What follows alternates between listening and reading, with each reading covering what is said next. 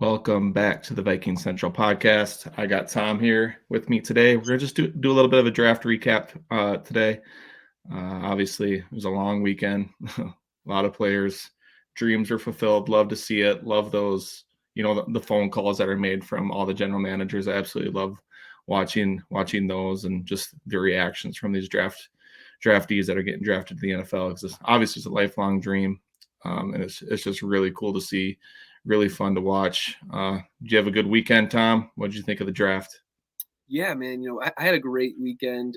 Even just outside the Vikings picks, just seeing all of these guys get selected that, we've been watching tape or film on, stat watching, going through these multiple mock drafts, trying to figure out who a lot of these guys are.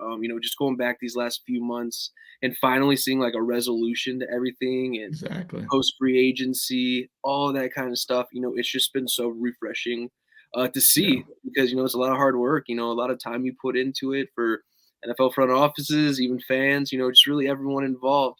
It's a really special weekend for a lot of football fans. It's like Christmas morning. Yeah, for sure. Yeah, no, I definitely agree with that. I mean, pretty much after the Super Bowl, like everyone's focus goes to the draft. Like too much straight. It's just draft, draft, draft.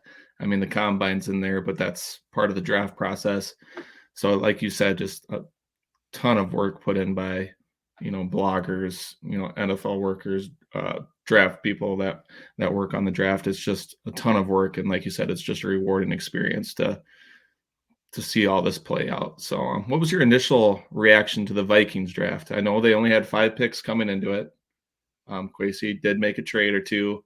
People are getting a little bit antsy, but we knew he was going to move around. He was going to try to gain future assets. I think he picked up a future fifth for 2024. Ended up with 6 picks. What was your initial reaction there, Tom? Yeah, I absolutely loved what Kwesi did this year. I thought he got a little cute last year. Yeah, This year it seemed a little more mature. He seemed like a very mature draft, if that makes sense. Simply because I feel like you made the right pick to pick 23 with Jordan Addison. He yep, fills a need. He was the top guy on your board. There was really no need to necessarily trade back. And then you wait all the way till 87, and knowing that they're probably going defense. There's a lot of corners on the board, a lot of players available, and he moves back. And I think what they moved back for is I think it was like 102. I think they got like a fifth and then like a sixth or seventh. No, I seventh. believe so. Yeah, Yep. there's a seventh. And that filled like all of your areas for the rest of the draft. And they still got the guy in Mekhi Becton from USC at 102. So I felt like that was a really good move, knowing that that's the guy you want. Personally, at the time, I was really hyped up for like Kelly Ringo, but Yeah. obviously he fell for a reason because he went Mhm. to the fourth round. And I think I had a second round grade on him. Yeah. So, but then I felt like, you get a defensive lineman, you get another hybrid like safety. Then you get Jaron Hall, the quarterback who I actually had a third round grade on. And then you get Dwayne McBride in the seventh round, who I had a fourth round grade on. So it's like from a value standpoint, I felt like they got a lot of good value. And I think the most exciting part of this whole process was probably getting Ivan Pace Jr. from Cincinnati as a UDFA. Then you Yeah. get Andre Carter II, who I actually forgot about. I just assumed that he was drafted Wild. actually. Yeah. And then boom, Yep. they get him as a UDFA. So like now that I could kind of sit back and relax and just kind of process everything, I'm very satisfied with what Kwesi came out with because I feel like it was just a very mature draft and he didn't get too cute with it. He made all the right picks and it felt like he was almost a little bit of a seasoned guy where he was calm, cool, collected. And now heading into next year's draft, you pick up that fifth. You had a first, second, fourth, fifth, sixth, and seventh, I believe. And I'm sure there'll be some compensatory picks in there. Or no, two Yep. fourths. My bad. Yeah, you got a first, third, two fourths, two fifths, sixth, and seventh. Now we're starting. Now that puts them in the range where they can move up or trade. We know Kwesi loves to trade during August for those former first round picks that are kind of got that Yeah. bust written on them. So now that gives Right. you a lot of capital to do so. So Yep. I'm very thrilled and I'm very excited to see what happens next because I don't think they're done yet. I really don't. I feel like the draft was just the next phase. now as we head to the off season, the post June 1st cuts or trades is what I'm most interested in about, and then head into training camp. Yep, and we'll get to that June 1st stuff here coming up shortly. I just yeah, the draft, like you said, I think he was way more comfortable this year. Kwesi, you could just tell he was way more comfortable, and there's probably a little bit more cohesion and everything with Kevin O'Connell, Brian Flores, because they were hired. Well, Kwesi was hired a little earlier, I think, in January, and Mhm. then Kevin didn't come into the Vikings facilities until after the Super Bowl, so mid-February essentially. Um, so they were only together 2 months last year, to be able to do that homework on the draft and get that cohesion. So you could definitely tell they were more comfortable this year. Didn't try to do anything flashy, like you said. I was reading everyone's reviews of the draft, the grades. They did nothing flashy. They didn't do anything over the top, but they selected guys of need, like you said, secondary, wide receiver number 2, defensive tackle, that developmental quarterback in Jaren Hall. And then you add another running back, and obviously that probably kind of gives you a story on Delvin Cook a little bit. But yeah, I loved his draft, to be honest with you. Just filled a lot of needs. And then obviously the UDFAs, Ivan Pace Jr., Andre Carter, those are just some big time pickups. And you were wondering, like, when you were watching the draft, I'm like, okay, are they going to go linebacker now? I mean, we need some linebacker depth. And that seemed like what they focused on the most in the undrafted free agency pool, getting those linebackers. And they actually got another Cincinnati linebacker, I think, that played alongside Ivan Pace. I forget his name. I don't know if I have it down in my notes here. But so just to get that more cohesion, that linebacker room, because I wouldn't even be surprised if one of these guys beats out Jordan Hicks.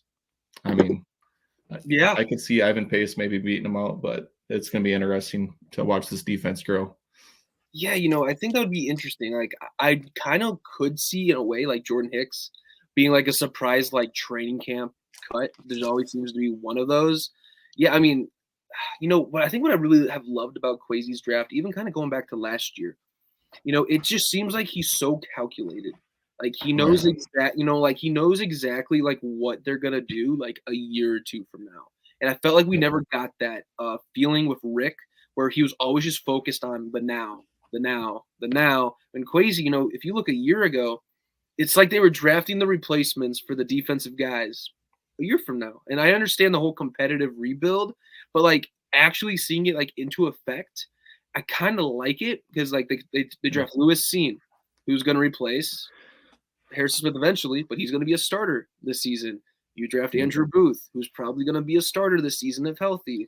You draft Brian Asamoah. He replaces Eric Hendricks. Boom. Yeah. Ed Ingram plays right guard. Now you have Addison replaces Adam Thielen, where you're seeing this roster kind of starting to come together now. You're starting to see that infusion of youth while also competing. And that's the most fascinating part I think I gathered from this weekend is that I actually truly do believe now, like Kwesi actually did have a plan. We're now starting to kind of see it into effect. And I think Jaren Hall was just one of the best value picks. I have a really good feeling about Jaren Hall. Just listening to the phone call, interviews. I mean, this just seems like a very like he's just a really good dude, Yeah. hard worker. Kellen Mond, you never got that. Like you knew like he like was a hard worker, but you just never felt like he just always seemed so anxious all the time. If Sure. that makes kind of sense, where it's like Yep. you never had that feeling, okay, like this dude's gonna be a project. But Yeah. Jaron Hall, on the other hand, this just seems like a guy that's ready to come in, come to work, and he is just grateful for every opportunity that's coming his way. And I can't wait to see what Kevin O'Connell can do with him, plenty others. I'm really excited of the direction that the Vikings are going in right now. Agreed. And we're talking about the defense a little bit, and adding Lewis Seen now essentially because he got hurt. I think it was week 3 in London, or Yeah, it was it was around week that 3 or time 4. anyway. Yeah. Yep. So he's essentially almost playing his rookie year this year. Coming off of injury, now going into the Brian Flores scheme. Honestly, it might be a blessing in disguise that he didn't have to play in that crappy Ed Donatel system. Yeah. He learns right away playing under Brian Flores now. Yeah, I can't wait to see him. And then Jay Ward coming into that defense, versatile defender. I think another surprising cut that we could maybe see. I know we talked about Yeah. Jordan Hicks, Cameron Bynum. I wouldn't be Ooh, surprised. I like that. I mean, like there's a lot of depth back there now. Josh Metellus is a safety that when he came in, he's played really well. He's an ace special teamer, and now you got some of Kwesi's picks coming in. Lewis Seen, Jay Ward. Those guys are going to be fighting for time, and they're versatile players that can play 2 or 3 positions, along with Mekhi Blackman. He can play outside. He can play in the slot in the nickel. So they're just looking for that versatility in the defense, and I really like that. But like you said, their plans starting to come together a little bit more and more. You kind of see it every day, kind of evolving a little bit more. And yeah, it's fun to watch. Now, speaking of the players that they did draft, was there anyone you're kind of hoping for? Say, oh, this guy's still available at this slot. I hope they pick them, but it never really came into effect. I mean, it was really Ivan Pace Jr., as crazy as it sounds. He was Yeah, definitely one of the guys that I was really hoping. sure. Or I was like, Yeah, man, is this guy gonna fall? I'm like, for a second, I didn't think he was gonna get picked. But then, kind of yeah, towards the later rounds, I would say outside of like Pace Jr., who was kind of obvious, I think, for a lot of Vikings fans, it was kind of like the running back position. Like, I really did like McBride, but just when I kept yeah, looking at that board, I was just like, I would love to see them take Israel Adabanka or like Zach Evans. Zach Evans was really the guy I sure. wanted in like that 6th round. I was like, oh man, Yep, if they could get Zach Evans in the 6th round, I mean, that's a guy that should have went probably in the 3rd or 4th. And then, but yeah, once they get McBride, I really like McBride, but I was kind of curious to see like what they kind of do at running back, knowing they have yep. Madison, because I feel like McBride and Madison are very similar. So I was I can also a see little that. curious if Yep. they would go after a guy like Kenny McIntosh, someone like that. So like I do believe this is the end of Dalvin Cook, but it's just interesting to me that they had a same back similar to Madison, who's not a receiving threat. So Yeah, like I was really waiting for like a speedy running back at some point. Then they just kind of surprised me with the McBride pick. I'm happy about it more that I've done more research, but I was definitely sure. looking for more of like a speedster with Yeah, Adabanka, McIntosh, and then Zach Evans. Those were the guys I was really hoping that would fall in those 6th to 7th round range. sure. Yeah, and I can kind of see where you're coming from there. Like you said, Madison and even Ty Chandler's kind of in the same. Ty Chandler's a little, not doesn't have the exact same frame, but they're kind of all power backs, to be honest with you. Mm-hmm. None of that breakaway speed or anything like that. So yeah, it'd be interesting to see how that evolves. And none of them are really known as. I mean, Madison can catch the ball, but none of them are really known as like receiving backs or anything like that. Which, like you said, I thought they'd maybe address that, but I'm good with the pick in the 7th round. Obviously, he was pretty high on a lot of people's draft boards. But the one guy that I was kind of really looking forward to, maybe them going after, I like the Mekhi Blackman pick, I do, but I really wanted Clark Phillips from Utah because Mm-hmm. I'm just a huge fan of his, Yeah. and I think Brian Flores is looking for more versatility in that defense. And if you selected Clark Phillips, he's playing in that slot corner, the nickel corner. He's not going to move outside, where Blackman can go outside to inside pretty seamlessly. So that's probably the reason they didn't go Clark Phillips there. But I was fine with all the other selections. But yeah, going back to Ivan Pace Jr., like at pick like 102 or even like 134, if they would have selected him, I would have been ecstatic. I would have been Yeah. over the top with it. Like that's a linebacker that can come in and play right away, and we get him undrafted. I mean, that's wild. I was just But waiting for it. For like the last like yeah, 3 rounds, I saw his name at like the top of the board, and I was just yeah, like, I don't understand why he slipped. Like there were certain guys who fell out of the draft, like Mo Ibrahim from Minnesota. He was like yeah, 24, I think, when on 25 years old. That's understandable. Sean Tucker has yeah, a heart condition. That's understandable. But I've heard nothing wrong with Ivan Pace Jr. So it just baffles me that you're yeah. just allowing a guy like that to fall into your laps. And I'm just curious on the money he got too, because I know Mo Ibrahim That's from Minnesota, he got $100,000 guaranteed, wow. which is like the salary of like a 7th round pick or something. Like that's the guaranteed money they get. Yeah, So I was curious if they did something like that with Ivan Pace, where him and his agent maybe just said, don't draft us, don't draft us. We want to go. We already have a deal in place here, something like that. makes sense. Yeah, I saw that. I think they were comparing it to like Brock Purdy with one of the signings. I think Brock Purdy, he was Mr. Irrelevant. He got paid like $77,000 guaranteed. So yeah, some of these undrafted guys are getting paid for more than guys that were selected, which is pretty damn interesting in my opinion. Yeah. But yeah, it makes sense financially. I mean, if they're get more money if you don't if you don't get drafted, if you're going to be a high priority, undrafted free agent signing. But going back to Jaron Hall, I know both me and you really like Jaron Hall, before the draft, pre-draft process, and we had Tyler Fornes on here earlier, and he was a big fan of Jaron Hall. Obviously, Yep. he absolutely loves Jaron Hall, but like you said before, just a well put together dude, mature. He is 25 years old, but he's a fifth round pick. This was an older class because of the COVID years and all that kind of stuff, and then he went on a 2-year Mormon mission. Just a great guy, great guy, a guy that's well put together, and he can play. He's a baller. Dude's competitive. That's going to be a really fun training camp battle. You know, fighting for that number 2 spot, because he's not going to come in and be fine. I'll be the practice squad quarterback. He's not going to be fine with that. Where, to your point, Kellen Mond kind of felt that way. Like Yeah. he was fine coming in, being the third guy, and that was that. Where I think Jaron Hall, man, he's ready to compete, and he can make a lot of the throws. He's a mobile dude, and I think he fits these NFL style offenses really really well. Obviously, you want to elaborate on that a little bit more, Tom? Like I said, you were a big fan of the selection, so Yeah, he was honestly he was my QB6. I mean, if you put his tape and Hendon Hooker's, I really don't even know if there's like that big of a gap. You sure. know what I mean? Where it's like, I get it, he's 25 years old, but so was Hendon Hooker, and everyone was all over him. He was Yep. productive every single season that he just got the opportunity, and he was a two-sport athlete. He played baseball and he played football at BYU. When it came to Hooker, it's like, okay, he was not very good at Virginia Tech, but he finally put it together at Tennessee. But for Jaron Hall, it's like he was always good. It's just unfortunate that he sat behind Zach Wilson, so we never got Yeah. the opportunity. But once he did get the opportunity, he flourished.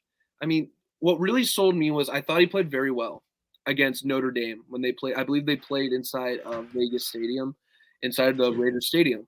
And when you're a guy at BYU, you don't have the best of talent around you, but he was making it work with his arm, his legs.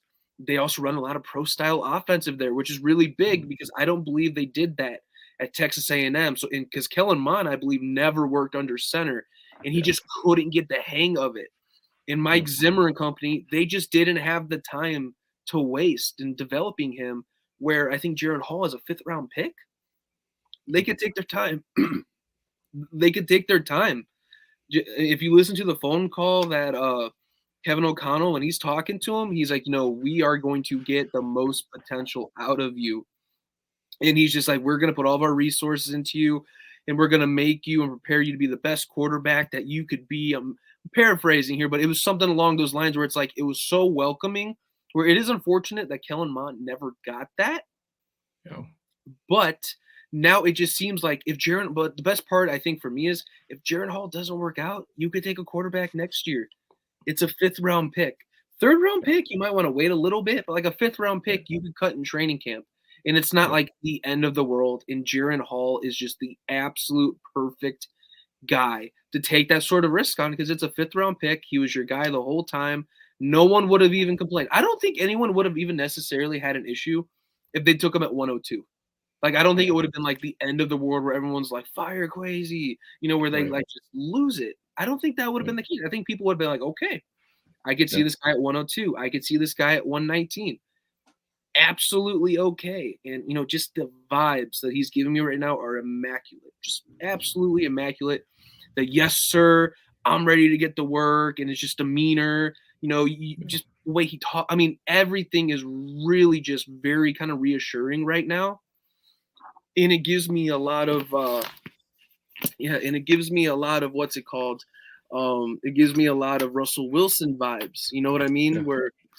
Where Yeah, where Russell Wilson was a very just hard-nosed dude who really just put his head down, got to work, and he's like, yes, sir, no, sir, where he was very overlooked. Very similar to Kellen Mond, very fluent passer at the college level, very mobile with his legs when needed, also a former baseball player. So I think when I started to connect some of the dots, that, I think there's a lot of untapped potential there in Jaren Hall, and I'm really excited just to kind of see what Kevin O'Connell and them have in store, because I'm really excited for some preseason football, honestly, at this moment. Yeah, for sure. Like you said, preseason is going to be like interesting now. We don't have to sit around and watch Kirk play and then Nick Mullins and then maybe like an undrafted guy that's probably not even going to make the team. Now you get to watch Darren Hall, 5th-round draft pick, like you said, coming from a pro style offense. That's why, like, I was a pretty big fan of Hendon Hooker like early on, Yeah. and then I started watching more and more of his tape. And yeah, he doesn't make all the reads, he doesn't make the progressions. And then I started watching Jaren Hall. Like, this dude scans the field, sits in the pocket, makes all of his progressions, and then fires a dart. Like, you never saw Hendon Hooker do that. I think Hendon Hooker completed like 7 or 8 passes outside of the pocket all of last year. Like, he never had the do all that. What do you want to call it? The off schedule throws. You know what I mean? Yep. Where The unscripted plays. Yeah, exactly. Where Jaren Hall, like you said, BYU had a really good offensive line, but his receivers always didn't get open because they weren't these high level receivers like a Jalen Hyatt or a Cedric Tillman or anything like that.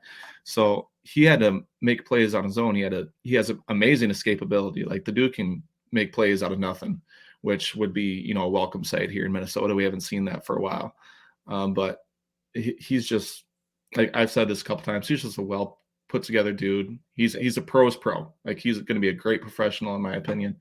And I'm just super happy Kevin O'Connell is able to get his hands on a rookie quarterback. Like, that's one major thing I wanted after this draft. Select a guy. It doesn't have to be in the first round. If you can't go get Anthony Richardson or CJ Stroud doesn't fall, just take a flyer. And I don't even know if he's necessary. I'm super high on Jaren Hall. Yeah. I think he's going to be a backup, at minimum, a really solid backup at minimum. He's just, put together like that, where I think he's got the smarts, he's got the leadership. I think he's going to fit well into this organization. And I can't wait to see it happen, come training camp. Rookie mini camps coming up this week, then OTAs, and then, training camp and stuff like that. It's going to be a lot of fun to watch develop for sure. Yeah, I love the energy and the vibes, that Kwesi and Kevin O'Connell have kind of brought these last 2 years. Because when you're just going from Spielman and Zimmer, it was just a lot of negative energy. You didn't have a lot of guys that kind of wanted to play here. Just hearing Jordan Addison talk and seeing that whole phone conversation, he's like, let's get paid, and he's like, league messed up, stuff like that. We're gonna be dangerous. Him and JJ, we're in just the amount of swagger, that for sure. some of these guys have as well. Where none of the, I don't know for sure, but I'm fairly certain, like, Zimmer and Spielman, maybe not Spielman, but more so Zimmer. Zimmer seems like the type of guy that would take a dude off his board if he ever wore like a chain. He'd be like, no, that guy, nope, right. player. Where where it's like crazy, and they're like, no, we need a guy with some sauce. We need this guy to play free. We need this guy to just be him, and we will just let him do his thing. Yeah. I'm not gonna lie. Jordan Addison, when I saw him on stage, I thought it was Sauce Gardner for a second.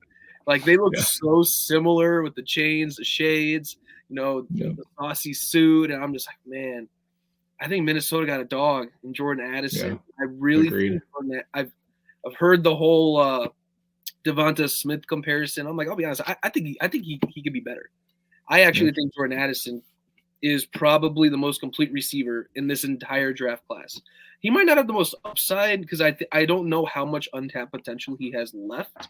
But I do think you're going to get a day one starter that could give you, we'll say, depends how much they throw, 900 to 1,000 yards and maybe 6 or 7 touchdowns on about maybe 75 catches. Where I think you're just going to see a guy that's going to step in immediately. But I think this really helps Justin Jefferson. For sure. In all offseason, we've heard all this stuff they're doing for Jefferson.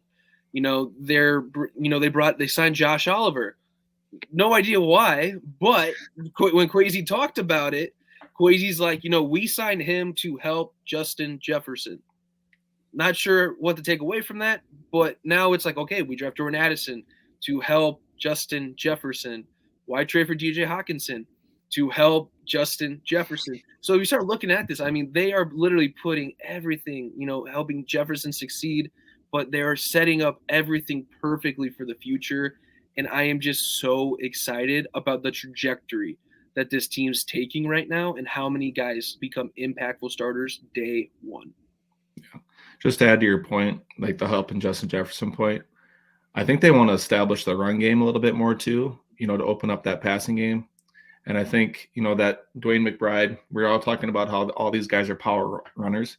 I think they want to wear down that defense a little bit more this year. Just fresh bodies, boom, hit, keep hitting that defensive line, keep wearing down that defense. That's going to open up the passing game. That's going to be able to take the tops off of defenses, open up the middle of the field. I think the running game is going to play a big part, and I think Josh Oliver was probably due to that as well, because the dude can catch the football. He catches the ball really well at San Jose State, but he's just an amazing run blocker.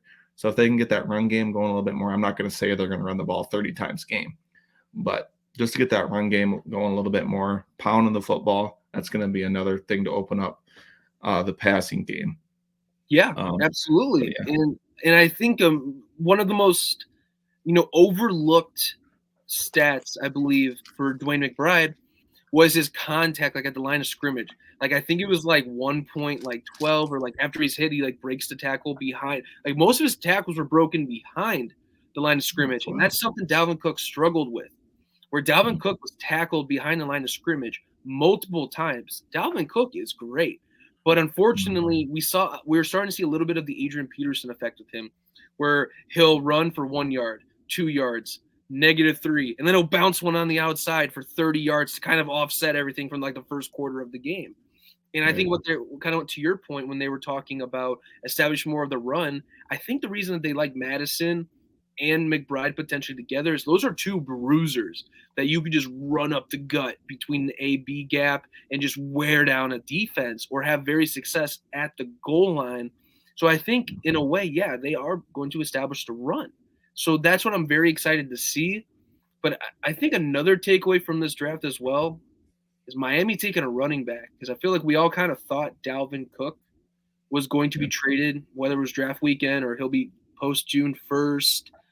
But I just, I wonder what this means now for the Vikings. Like, are they going to keep Dalvin Cook? I don't know. I know it seems like it's all pointing in the direction for him to go elsewhere.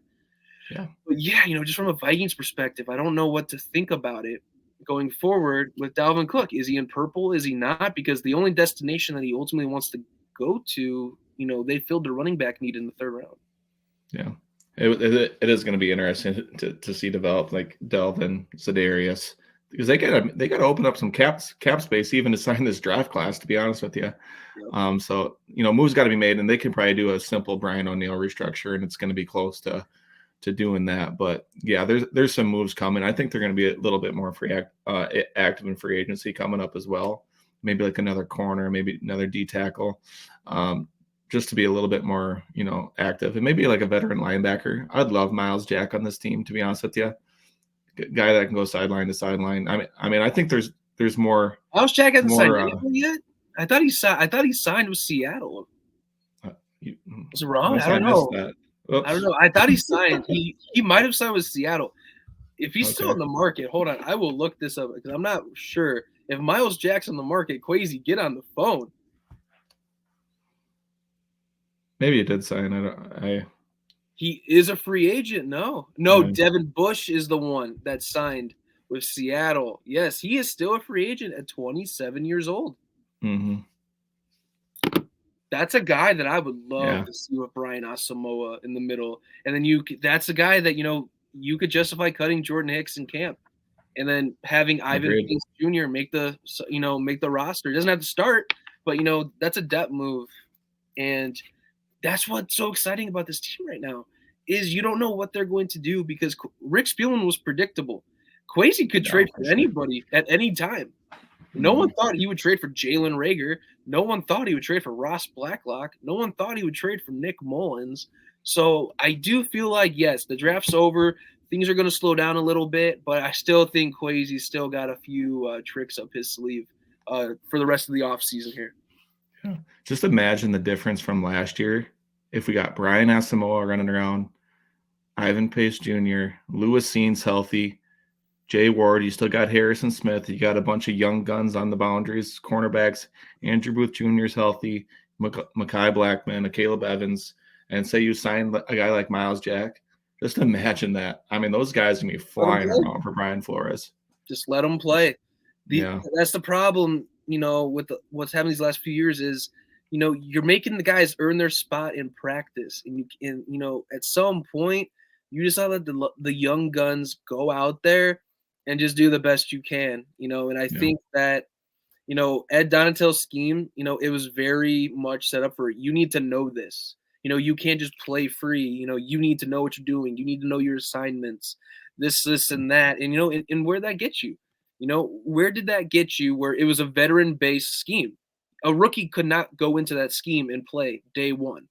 Brian Right. Flores has always been known to play to his players' strengths. If you're a free safety and you're not a hard hitter, boom, you're in zone. If you can't stop the run, you are stuck in zone. If you can't play zone, you're going to be blitzing a lot then. Yeah. That's just something he's done. And I'm very excited to see what happens. And I think our cornerback room right now is like 23.6 years Yeah. old on average, which is pretty insane. Fountain of youth. Yeah. Yeah, and they got I just saw this before we got on the podcast here, but the Vikings actually ranked they were tied for first with I think the Chiefs and maybe it might be the Bills or it could be someone else. But they were like the number one team who drafted the most at premium positions. Oh, yeah. I saw. Yep. Yep. So it Yeah. was like, that speaks a lot of volume that they're not they're drafting, guys that, are big needs. And if not, they're still valuable players. You're not Yeah. wasting them on early running backs, early offensive linemen, or early linebackers. Like where they got Evan Pace Jr. and Ed Carter II, those are great values compared to if you took those guys in their second or third round. Like enough with the Yeah. Patrick Jones is in the third round or Yeah. DJ Wanhams. Like if you don't get an edge rusher in the first, I'd rather take you in the middle rounds, fifth round. It's so Right. hard to nail an edge rusher or an instant linebacker in those early rounds. Yeah, there's like an Eric Hendricks here and there, but for every Eric Hendricks, there's a Raekwon McMillan, a guy, or a Zach Cunningham, where it's Right. they don't just grow on, like they don't just happen. So I really like the approach that Kwesi's kind of implementing here because I think he's really just going by the book and he's using a lot of what he learned in San Francisco and Cleveland. That's something Andrew Berry and John Lynch have both done, where they never draft for need, don't draft non-premium positions. I don't know how many cornerbacks I've seen John Lynch draft over the years, and we've probably never even seen any of them actually start a game, but he just always Right. drafts them. Yep. Premier positions, man. You just got to keep trying, and eventually they're going to hit. And if they don't work out, like you said, it's still a premier position, and it's you tried your best. I mean, that's all you can really do. And we drafted a corner, a defensive tackle, quarterback, wide receiver, running back. I mean, Yep. you can't ask for much better when it comes to getting guys that are going to fill out this roster. So yeah, it's to your point, just a great job by Kwesi and Kevin O'Connell on that whole front office this draft. But good stuff, man. Great stuff. One last little tidbit. What is your overall grade for this draft? Yeah. Oof, that's a tough one. Taking into effect I all the don't. undrafted free agents and all Yeah. that kind of stuff. I really want to give them an A or A minus, but I think that's really hard to do Yeah. without a second round pick because usually you can kind of get a good idea of where they stand, like a first, second, and third round pick. But I think I'm gonna give them a B, like probably like a B plus. I think a B plus Sure. is fair because I really hate giving A's during the draft season and F's because I think it's so Yeah. hard to say someone absolutely nailed a draft, and I think it's really hard to say someone like messed up a draft. But I think you could say, yeah, they got this team had an above average draft, or they had an average draft, or a below average draft. Yeah. So I'm gonna give them a B plus because I think they had an above average draft and they filled a lot of holes that were needed. And my favorite pick, I would say was probably Roy, the defensive tackle from Sure. LSU. Because I think Yep. out of all the picks besides Addison, I think he has the easiest path to a starting job. I Sure. like Mekhi Blackman, but it's hard to see him jump the depth chart right away unless he's just unbelievable over Andrew Booth Jr. second round pick, a Caleb Yeah. Evans fourth round pick, Byron Murphy, and guys like that. So I do think Jacqueline Roy was a really good pick, and I could see him Yeah. starting immediately on the defensive line next to Harrison Phillips, potentially Marcus Davenport if they move him to the line and Zadarius Smith goes elsewhere. Yeah. And I think is it Tyrese Tonga who's also in line. That's a lot of Yep. beef on that offensive line. Yeah. So yeah, I'm really excited about this draft class, and I think a B plus is more than justified. Yeah, I love that I wanted a big defense tackle, just a guy that's going to take up space, add beat to that defense line because we needed it. And like you said, he's going to at least be a rotational guy there. To be honest with you, the dude's got a super high motor. There's never been any questions about his motor or anything like that, which you love with defensive linemen, these big guys, because some of them get wore out. And one of his pros during the process was that he got better as the game went on. You want guys like that. Yeah. So I really love that pick as well, coming from LSU. And like we were talking pre-episode here too, the dude was a projected first round pick coming into the A year ago. 2022 season. Yeah, like he had an amazing 2021 season. And I think who said this? Someone from PFF said this as well. Like he was getting held a bunch this year. Like Mhm. he was going to make a big play and he got held and it just didn't get called. Like they saw like 15, 20 plays where that happened, where his stats would have been, you know, a lot better if he had finished the play, but he got held. Like he would have had like 4 or 5 sacks instead of half a sack. But that's no excuse or anything like that. But the guy's been a productive player before in college, and I really love that pick as well. But we're great in lockstep. I'm giving this a B plus as well. I tweeted out earlier. I had it as a B, and Yeah. then I saw their UDFA class, and I moved it up to an A minus. I'm going to split it in the middle because I don't think they should jump a whole letter grade just for their undrafted or their UDFA class. But I really like this draft. Like you said, filling needs. I'm making some really good time picks. And my favorite pick probably, I really kind of want to say Ivan Pace Jr., Yeah. but he wasn't a selection. I'm going to go the whole draft process. I wanted a quarterback in Kevin O'Connell's hands. So I'm going to say Jaron Hall. I love that pick. Yeah, I'm Yeah. good with it, especially in the 5th round. Yeah, for sure. But any last things here, Tom, for you? I'm very interested. I think kind of like we touched base earlier about what happens with Zadarius Smith and Dalvin Cook next. Yeah, Because I really thought I was going into the weekend where I thought it was about a 60 to 70% chance that like Zadarius Smith's traded. I thought they for sure were gonna package like a 3rd round pick with Z to move up to like the end of the second. And sure. maybe trade up with, I think Marvin Mims went around like pick 62, where I thought they would have been like in that area looking to move up a little bit and be without a 3rd. But I'm very interested to see what happens with Dalvin Cook and company Yeah. because I believe he was on like Instagram Live with like Cam Smith from South Carolina, who was drafted by the Dolphins, where Dolphins. they were talking there. Then there was another rumor today about Dalvin could be traded to the Denver Broncos because they didn't add a back during the draft and they don't know the health Yeah. of Javonte Williams. Samaje Perine has never been a full-time back. So can he handle that workload in the meantime? So that is interesting.